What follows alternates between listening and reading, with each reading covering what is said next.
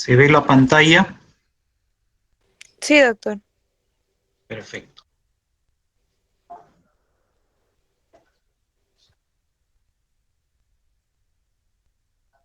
Bien, entonces empezamos.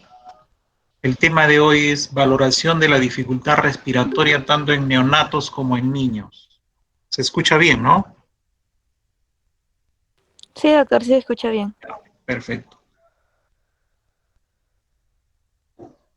Entonces, antes de valorar, como se dice, la dificultad respiratoria, debemos tener en cuenta algunos conceptos básicos desde la embriología. O sea, cómo es que se forma el aparato respiratorio. Entonces, ya a partir de la cuarta semana de edad gestacional, aparece pues las yemas bronquiales primarias, alrededor de la quinta, las yemas bronquiales secundarias y terciarias, alrededor de la sexta semana, los bronquios principales y los bronquios secundarios, alrededor de la séptima semana, los bronquios segmentarios, y de ahí, en las próximas semanas, o sea, después de las próximas 24 semanas, van a ocurrir hasta 17 órdenes de ramas en los cuales van a aparecer los bronquiolos respiratorios. Inclusive, cuando, cuando nace el bebé, todavía no ha terminado de formarse todo el aparato respiratorio. Después del parto surgen 7 órdenes más, de tal manera es que es alrededor de los 8 años que se va a completar todo el árbol respiratorio. Entonces aquí tienen algunos esquemas. Primero las yemas bronquiales secundarias, la pleura visceral y parietal. Entonces acá tienen la formación de las yemas bronquiales alrededor de las 4 semanas. La quinta semana, el desarrollo de los bronquios, tanto izquierdo como derecho. Y a la sexta semana se va ampliando el árbol respiratorio. Entonces, eso es desde el punto de vista anatómico. Sin embargo, hay que ver también desde el punto de vista de maduración pulmonar. Entonces, hay 4 etapas que dan la maduración pulmonar. La primera es la etapa pseudoglandular que va entre la sexta y la decimosexta semana. La canalicular entre las 16 y 26 semanas. Es más o menos alrededor de las 24 o 26 semanas que empieza la formación del surfactante. Por eso que luego viene la etapa de los sacos terminales, a partir de las 26 semanas del nacimiento, donde ocurre la formación de los neumocitos tipo 1 y 2, que son los encargados de formar el surfactante. Y luego viene la etapa alveolar, desde las 32 semanas hasta los 8 años de vida inclusive, que recién termina de formarse o de madurar, de tener la maduración pulmonar adecuada. Entonces, al nacimiento todavía va a seguir la formación tanto anatómica como de maduración pulmonar que se completa alrededor de los 8 años. Histológicamente, las 4 etapas, pseudoglandular, ¿no?, de la sexta y la decimosexta, la etapa canalicular entre las 16 y 26, ¿no?, y finalmente la canalicular. Entonces, ¿qué cosa es síndrome de dificultad respiratoria? La dificultad respiratoria, vamos a tener en cuenta en primer lugar pues, cómo respira el neonato, cuál es su frecuencia respiratoria normal. Recuerden ustedes que un neonato tiene pues, de 40 y 60 respiraciones por minuto. Ese es su patrón normal durante el primer mes de vida. Entonces el diagnóstico de insuficiencia respiratoria se va a realizar pues, por la clínica, es decir, por la dificultad respiratoria evidente y el resultado de las gasometrías. Entonces, ¿qué vamos a encontrar desde el punto de vista clínico? Podemos encontrar aumento o disminución de la frecuencia respiratoria. Si es un aumento de la frecuencia respiratoria por encima de 60 respiraciones por minuto, estamos hablando de taquipnia. En cambio, si la frecuencia respiratoria está por debajo de 40, estamos hablando de bradipnia. Entonces, la disminución de la frecuencia está acompañada pues, de incremento en el esfuerzo o aumento en las retracciones, como ahora vamos a ver que hay otros signos desde el punto de vista respiratorio que nos hacen sospechar de dificultad respiratoria. Otra de las características clínicas es que el neonato puede presentar periodos de apnea. ¿Qué cosa es un apnea o apnea? Es el cese de la respiración durante por lo menos 20 segundos que se asocia a bradicardia, a cianosis y obviamente a desaturación. Es decir, la saturación de oxígeno cae. No hay esfuerzo respiratorio durante por lo menos 20 segundos y va a haber cianosis asociado a bradicardia. Otra de las características es que puede haber hipotensión, palidez y hay disminución del llenado capilar, es decir, de la perfusión periférica.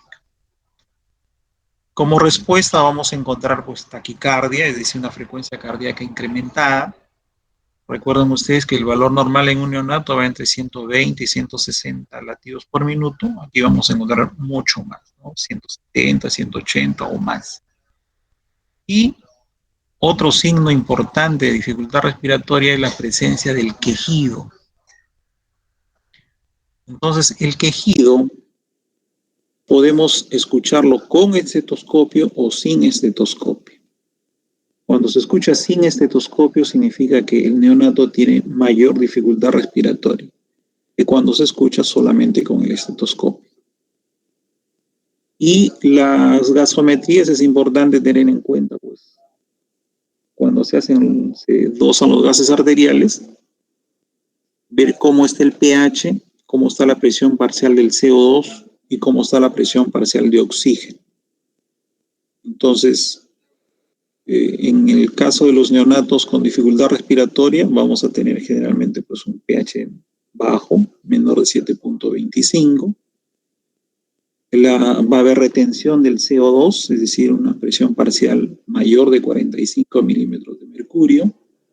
Y va a haber signo de hipoxia, es decir, una presión parcial de oxígeno por debajo de 50 milímetros de mercurio.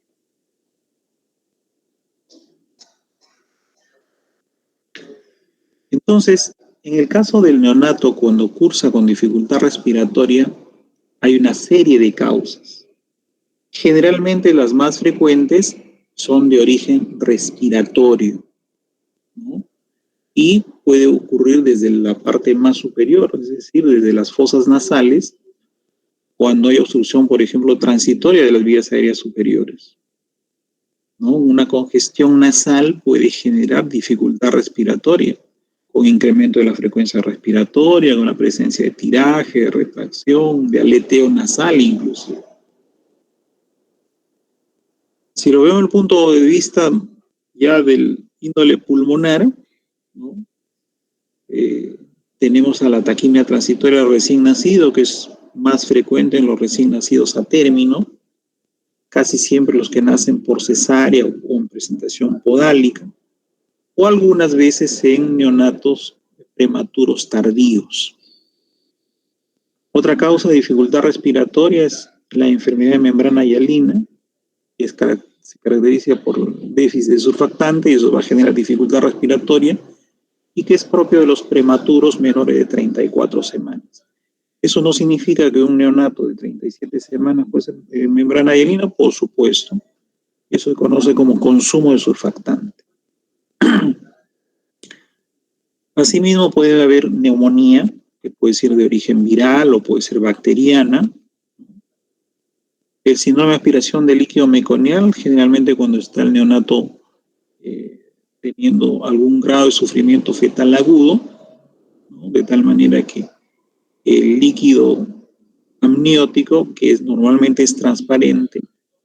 Al tener el neonato algún signo de sufrimiento fetal, pues elimina meconio.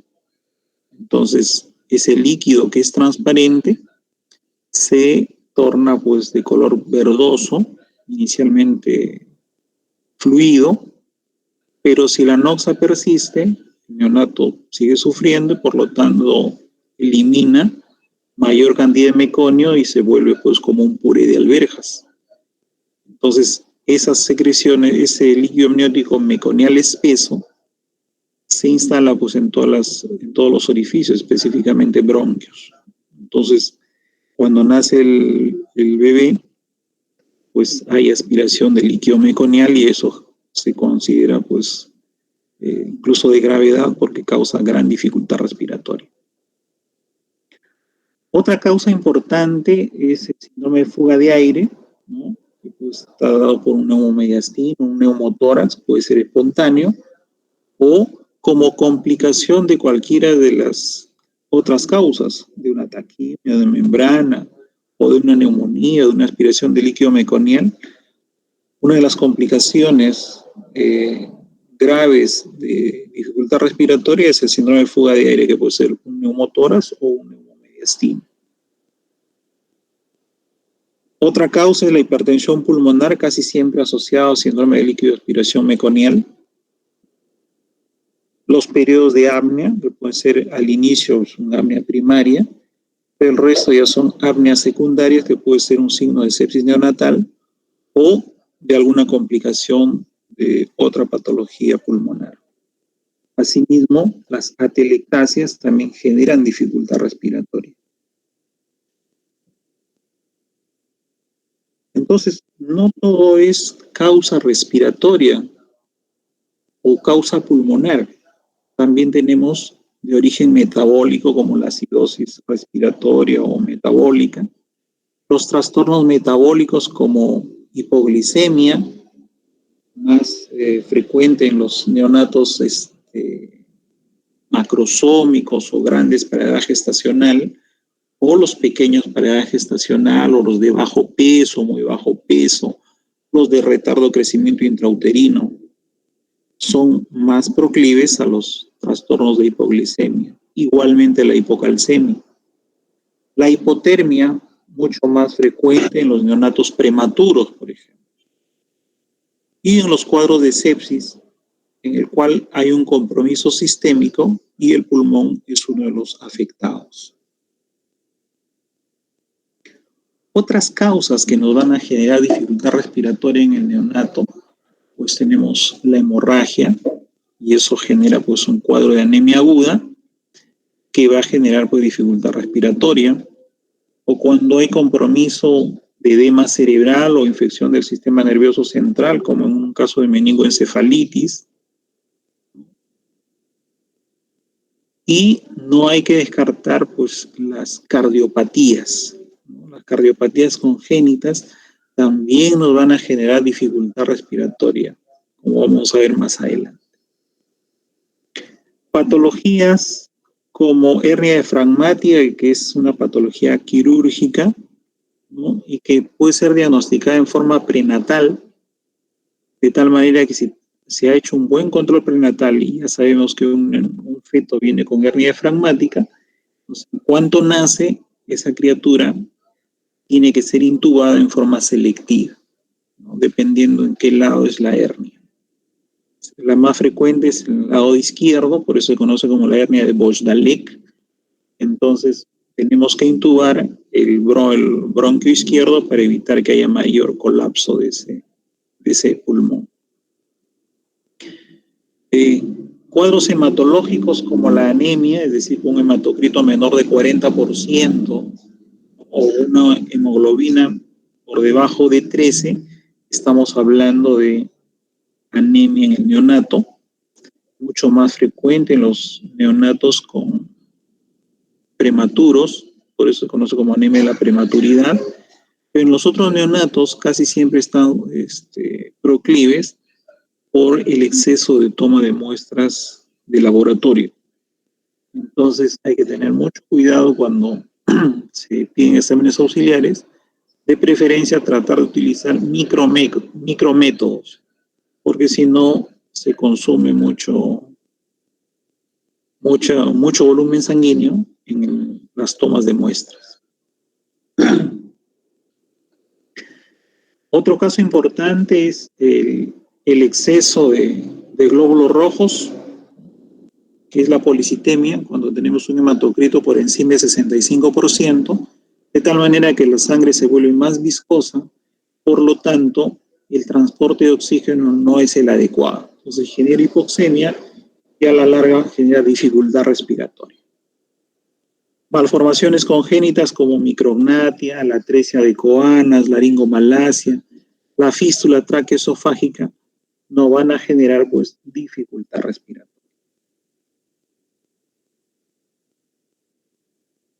Y asimismo no debemos perder de vista las cardiopatías congénitas en el neonato, que pueden ser cianóticas o acianóticas. Si son cianóticas, tenemos pues de flujo pulmonar disminuido o de flujo pulmonar aumentado. Podemos encontrar pues gasto cardíaco disminuido y en algunos casos miocarditis. Ahora, ¿qué nos genera las cardiopatías congénitas cianóticas con hipoflujo o hiperflujo pulmonar? Tenemos pues las 5 T's, que son la tetralogía de Fallot, ¿no? La transposición de grandes vasos, la anomalía de la válvula tricúspide, como enfermedad de Epstein, el tronco arterioso único y el drenaje venoso anómalo total.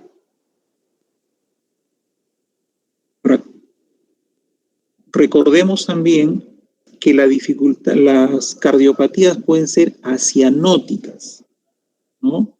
En las acianóticas tenemos al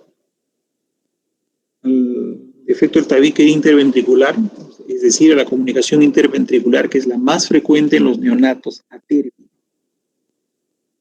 Más alejado tenemos pues, la comunicación interauricular, y en los prematuros una de las causas más frecuentes de cardiopatía es la persistencia del ductus arterioso. Entonces, en los neonatos, cuando tenemos con dificultad respiratoria, tenemos que pensar en todas estas causas posibles o probables. Entonces, ¿cómo evaluamos la dificultad respiratoria en los neonatos? Ya en 1956 los doctores Silverman y Andersen desarrollaron un test, ¿no?, para valorar la dificultad respiratoria, basado en 4 signos, ¿no? En 5 signos, 4 que valoran la inspiración y 1 que valora la expiración. El que valora la expiración es el quejido. Por eso que hace un rato les comentaba que si el quejido solo se escucha con estetoscopio, es de menor gravedad a escucharlo sin estetoscopio. Esta valoración del test de Silverman-Andersen se realiza después de los 10 minutos de vida y puede repetirse cada 10 minutos cuando es mayor o igual a 4 puntos. Entonces, este test de Silverman valora 5 parámetros, algo parecido al APGAR, por ejemplo, que también valora 5 puntos o 5 parámetros. Estos parámetros son los movimientos tóraco-abdominales, o también se conoce pues como desbalance tóraco-abdominal, el tiraje intercostal, la retracción sifoidea y el aleteo nasal. Todos estos son inspiratorios. Y el único expiratorio es el quejido. Entonces les dan una puntuación de 0, 1 y 2 puntos. Si está normal, pues se considera 0, tanto en movimientos tóraco-abdominales o desbalance tóraco-abdominal, si no hay tiraje, si no hay retracción, si no hay aleteo, si no hay quejido, se pone un puntaje de 0. Si la presentación es leve, es 1 punto, y si es marcada o mayor, pues 2 puntos. Entonces, lo importante es acá cómo valorar la dificultad respiratoria. ¿Para qué me sirve este test? En función a los puntajes que se obtengan, podemos determinar si es una dificultad respiratoria leve, si es moderada o si es severa. Entonces, si tiene 0 puntos, sencillamente no hay dificultad respiratoria. Si es de 1 a 3 puntos, es una dificultad respiratoria leve. Si es de 4 a 6 puntos, una dificultad respiratoria moderada. Y de 7 a 10 puntos, una dificultad respiratoria severa o grave. Entonces, ¿para qué más me sirve ese test, aparte de valorar la dificultad respiratoria? Para ver qué cantidad o de qué manera voy a darle oxigenoterapia a un neonato con dificultad respiratoria. Entonces, cuando hablemos de oxigenoterapia, debemos recordar que se da en 3 fases, en fase 1, en fase 2 y en fase 3. En fase 1 es cuando damos, por ejemplo, cuando estamos reanimando a un neonato y lo bolseamos, ¿no?, con la bolsa de reanimación cardiopulmonar. O podemos administrarle oxígeno mediante una cánula o un casco cefálico. Eso se considera como oxigenoterapia en fase 1. Y debe utilizarse un FiO2 que vaya pues entre 21 y como máximo 40%. Debemos recordar que la oxigenoterapia el oxígeno tiene que darse como cualquier otro medicamento. Es decir, debemos tener en cuenta su volumen, la forma de administración, y debemos simular lo más fisiológicamente posible, ¿no? Por lo tanto, debemos dar oxígeno medido, por eso damos entre 21 y 40% en el caso de oxigenoterapia en fase 1, debe ser tibio y debe estar húmedo. Esas son las características de la oxigenoterapia en fase 1. Entonces, si es una dificultad respiratoria leve, nos basta con oxigenoterapia en fase 1. Si es una dificultad respiratoria moderada, entonces debemos utilizar oxigenoterapia en fase 2. Es decir, ahí vamos a usar el CPAP nasal, ¿no? El CPAP nasal nos da una presión constante al final de la expiración, que generalmente es alrededor de 5, puede ir entre 5 y 10 centímetros de agua. Y aquí la fracción inspiratoria de oxígeno, es decir, el FiO2, podemos usar entre 40 y 60% de FiO2, ¿no?, para los casos de dificultad respiratoria moderada. Pero suponiendo que tenemos un neonato con dificultad respiratoria moderada, entre moderada a severa, que requiere mayor oxigenoterapia, o sea, mayor concentración de FiO2, entonces nos damos cuenta que la fase 2 no es suficiente. En ese caso, debemos utilizar ya la oxigenoterapia en fase 3, es decir, el uso de la ventilación mecánica. Por lo tanto, hay que intubar al neonato y colocarlo al ventilador mecánico. Entonces, los neonatos que estén con dificultad respiratoria severa o grave, es decir, que tengan un puntaje entre 7 a 10 puntos, casi siempre van a estar sometidos a ventilación mecánica u oxigenoterapia en fase 3. Sin embargo, el test de Silverman-Andersen no es el único que podemos usar en neonatos. Podemos usar otro test que se llama el test de Downes o el score de Downes, que es lo mismo. También evalúa la frecuencia, en este caso evalúa también 5 parámetros. Tienen la frecuencia respiratoria, que en el caso del test de Silverman-Andersen no evalúa frecuencia respiratoria. Aquí evalúa el color, es decir, para ver si hay o no cianosis. También evalúa retracciones, quejido, pero a la auscultación el pasaje del murmullo vesicular. Entonces, igualmente le da un puntaje de 0, 1 y 2 puntos. Si la frecuencia está entre 40 y 60, pues está normal. Pero si está entre 60 y 80, le ponen un punto. Y si está más de 80 respiraciones por minuto o sencillamente no respire, es decir, está en apnea, se pone 2 puntos. En relación al color, es decir, buscando cianosis, si no hay cianosis está en 0 punto. Si es una cianosis periférica, 1 punto, pero si es cianosis central, 2 puntos. Si no hay retracciones de 0 puntos, si hay una que otra retracción o moderada, pues es 1 punto, y si es retracciones severas, 2 puntos. Si no hay quejido, 0 puntos. Si es solamente quejido con estetoscopio, es 1 punto, pero sin estetoscopio es 2 puntos. Si el murmullo vesicular está disminuido, 1 punto, y si no se escucha, es decir, está abolido, 2 puntos.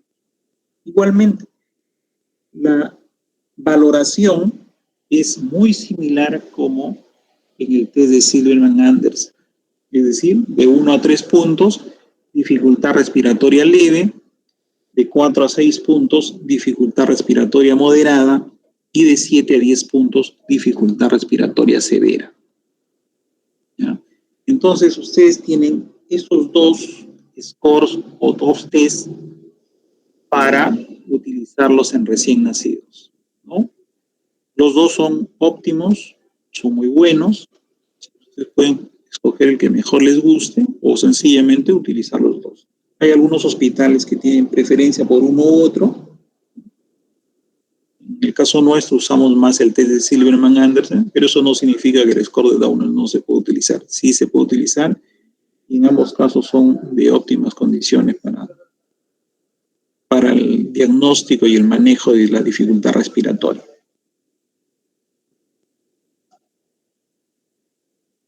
Bueno, taquimia transitoria, esa parte de la patología ya lo veremos en el siguiente curso. Entonces, lo que nos interesa es ahora cómo debemos manejar la dificultad respiratoria en los neonatos.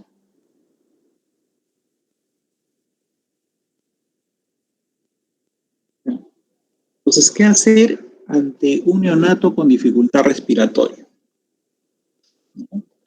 Entonces, en primer lugar, es un neonato que no puede estar con su mamá o no puede ir a su casa. Necesariamente tienen que hospitalizarlo. Entonces, dependiendo de la severidad, se hospitaliza ya sea en intermedios o en la unidad de cuidados intensivos. Entonces, si es una dificultad respiratoria leve, generalmente va a intermedios. Si es moderada o severa, de preferencia se va a la UCI. En una severa, definitivamente la UCI. En una moderada, de repente lo pueden tener en intermedios, pero es mucho más efectivo enviarlo de frente a la UCI en una moderada o severa. Debemos tener en cuenta el peso y la somatometría, sobre todo el peso. ¿Para qué? Para poder administrar los fluidos en forma adecuada. Recuerden ustedes que el primer día de vida el aporte hídrico debe ser más o menos entre 60 a 80 centímetros por kilo por día en el caso de los neonatos a término. Y en el caso de los prematuros se da un poco más de volumen, puede ser de 80 a 100 centímetros por kilo por día. Pero cuando hay dificultad respiratoria, debemos valorar en forma personal a cada paciente, de tal manera que lo más probable es que no se utilice los 80 centímetros cúbicos en el primer día, sino un poco menos, de repente 60 o 70. ¿Por qué? Porque si le ponemos mucha agua a un neonato con dificultad respiratoria, fácilmente lo podemos encharcar, es decir, generar un edema agudo de pulmón. Asimismo, debemos mantener al neonato normotérmico, por lo tanto, de preferencia debe estar en una incubadora que le brinde pues una temperatura entre 36,5 y 37 grados de temperatura, ¿no? Entonces, es ideal tenerlo en una incubadora o en una servocuna. Todo neonato con dificultad respiratoria necesariamente debe estar monitorizado de todos sus signos vitales básicos: frecuencia cardíaca, respiratoria, presión arterial, temperatura, saturación de oxígeno. Asimismo, hay que solicitar algunos exámenes de laboratorio, ¿no? Lo mínimo que tienen que pedir pues es una glucosa, un hematocrito, unos gases arteriales, ¿no? Y va a estar en función a las sospechas clínicas que uno tenga para poder solicitar los exámenes auxiliares. Pero lo básico es que tengan gases arteriales, una glucosa, un grupo sanguíneo, un hematocrito. Eso es lo mínimo que debe tener. Y no olvidar solicitar una radiografía de tórax, ¿no? De preferencia, la placa debe tomarse alrededor de la cuarta y la sexta hora en promedio. ¿Por qué? Porque les recuerdo a ustedes que cuando nace un bebé, tiene 3 periodos de adaptación, ¿no es cierto? O periodos de transición. De tal manera que en las primeras horas de vida, incluso hasta las 6 u 8 horas de vida, el neonato puede tener algún problema respiratorio o cardiovascular inclusive, ¿no? Después de ese tiempo ya tiene que verse normalizado. Por eso que es importante solicitar la placa no en forma inmediata, sino alrededor de entre la cuarta y sexta hora si es que la dificultad respiratoria no cede. Asimismo, neonatos con dificultad respiratoria, sobre todo que tengan una frecuencia por encima de 70 respiraciones por minuto, está contraindicada la vía oral. Por lo tanto, no es adecuada iniciar leche en forma temprana. Entonces, neonato con dificultad respiratoria moderada o severa, de preferencia debe estar en NPO, por lo tanto hay que administrarle pues, el aporte hídrico, generalmente en relación al peso, y con una dextrosa casi siempre al 10%, que dé pues, una velocidad de infusión de la glucosa entre 4 y 8 miligramos por kilo por minuto para evitar que el neonato no haga hipoglicemia. Asimismo, en los neonatos prematuros menores de 1.500 gramos con dificultad respiratoria, de preferencia hay que cateterizar tanto la arteria como la arteria y la vena umbilical, con el objetivo de tomar las muestras de gases a través de la arteria y a través de la vena administrar los fluidos que le corresponden o si es que va a requerir otro tipo de manejo como antibióticos, por ejemplo. Y luego hacer pues o dar la oxigenoterapia en función a lo que ya hemos mencionado, si es dificultad respiratoria leve, si es moderada o si es severa.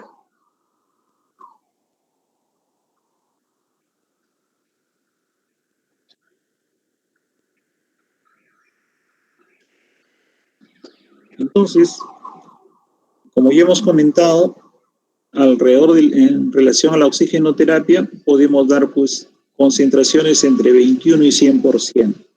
Y eso va a depender de cada paciente, ¿no? Entonces, para obtener pues concentraciones de 21 o más porcentaje, de preferencia debemos tener un equipo que se llama blender, donde vamos a hacer la mezcla correspondiente del oxígeno con el aire comprimido. Entonces, cuando demos oxígeno, siempre debe estar una temperatura, humedad y concentración precisas, ¿no? La mezcla del aire y el oxígeno deben tener las siguientes características. Humidificación, es decir, siempre que demos oxígeno debe ser húmedo. Y temperatura apropiada según el método de limitación del FiO2, de tal manera que hay una estabilidad de la fracción inspirada de oxígeno y hay que medir frecuentemente o en forma continua la fracción inspiratoria de oxígeno, es decir, saber qué FiO2 le estamos dando. Entonces debe ser oxígeno medido, húmedo y tibio. Ese es en el caso de la fase 1. En fase 2, hemos dicho que se llama CPAP nasal, donde vamos a administrar una presión al final de la expiración que puede ir entre 5 y 10 centímetros de agua, generalmente 5 centímetros o 6, no más. Y si la dificultad respiratoria no mejora o empeora, entonces el siguiente paso es ventilación mecánica, considerada pues como oxigenoterapia en fase 3. Bien, ¿alguna pregunta hasta aquí en relación a los neonatos? Doctor. Buenas tardes. Dime, te escucho. Si en caso encontráramos una paciente, es decir, si la madre si fuera una madre con asma, ¿este sería un factor de riesgo para desarrollar alguna dificultad respiratoria en el neonato? En el neonato no. De repente más adelante, en la etapa infantil, es probable si la mamá es asmática. Entonces, por lo menos ya tiene un 50% de posibilidad de ser asma. Si eso habría que ver cómo están los antecedentes del papá. Pero si la madre es asmática, o sea, en el futuro el niño puede ser asma, por supuesto. Pero en la etapa neonatal, no. Allá, doctor, y en cuanto a la taquipnea transitoria del recién nacido, ¿qué esperaría encontrar en una radiografía si en caso lo solicitara? Bueno, en realidad eso lo vamos a ver más adelante, pero te voy anticipando de que no, esa es generalmente la patología la vemos en el siguiente curso, pero igual cuando se pide una radiografía de tórax, lo que vamos a ver son signos de atrapamiento aéreo, es decir, vamos a ver tendencia a la horizontalización de arcos costales con ambos campos y más hiperclaros. Puede haber presencia de cisuritis, es decir, incluso los espacios intercostales pueden estar mucho más ampliados, podemos encontrar hasta 8 espacios intercostales. Entonces, son signos de atrapamiento aéreo.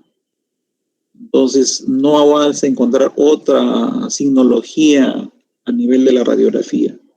Y la evolución es más o menos entre 24 y 72 horas en que tiene que autolimitarse la taquipnea transitoria.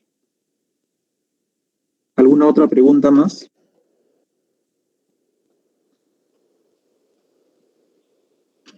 ¿Alguna otra pregunta? En relación a los neonatos.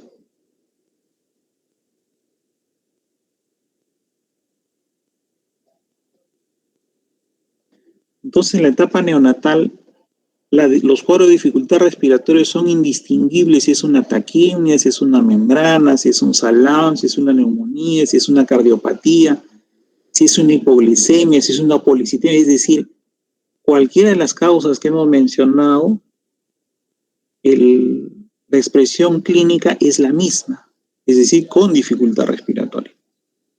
Entonces, la clave y el arte está en poder diagnosticar qué cosa es. Recuerden ustedes que el neonato no habla, ¿no? A lo sumo llora. Entonces, nosotros en función de los antecedentes perinatales, ¿no? Si es que ha habido control prenatal y la edad gestacional, el peso y la evolución clínica, podemos determinar qué tipo de patología es, ¿no? Si es un término o si es un pretérmino, entonces en ellos va a depender de qué patología se está presentando. ¿Alguna otra pregunta en relación a los neonatos? Sí, doctor, en el caso de los test que se usan de Silverman-Anderson y el de Downes, he visto más que se habla más del de Silverman-Anderson, pero ¿cuál, o sea, sería más recomendable utilizar? Los dos son buenos. ¿Cualquiera? Sí, con el que te sientas más a gusto lo puedes usar, los dos son efectivos. Ya, doctor. Y se aplicaría lo mismo, ¿no? Los mismos parámetros y... Así es. Y lo mismo de dificultad respiratoria y la misma oxigenoterapia, o sea, con el manejo, ¿no?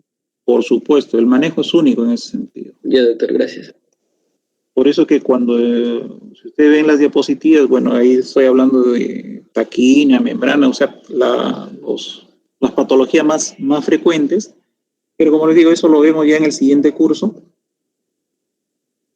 pero el manejo en sí es uno solo, ¿no? Por ejemplo, en el caso de membrana hialina, necesariamente debemos utilizar surfactante. En el caso de una neumonía, hay que darle tratamiento antibiótico. En el caso de un síndrome de aspiración de líquido meconial, casi siempre se utiliza antibiótico y hay que manejar la hipertensión pulmonar. Si es una cardiopatía, pues dependiendo si requiere pues inotrópicos o requiere pues diuréticos, etcétera, etcétera. O sea, va a depender del cuadro de fondo que esté generando la dificultad respiratoria. Pero hay parámetros generales para el manejo de todos ellos, como los que he mencionado.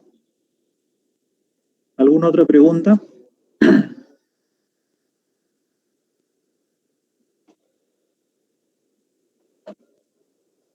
Bien, si no hay más preguntas, continuamos con ¿qué pasa con los niños? O sea, ya no los neonatos.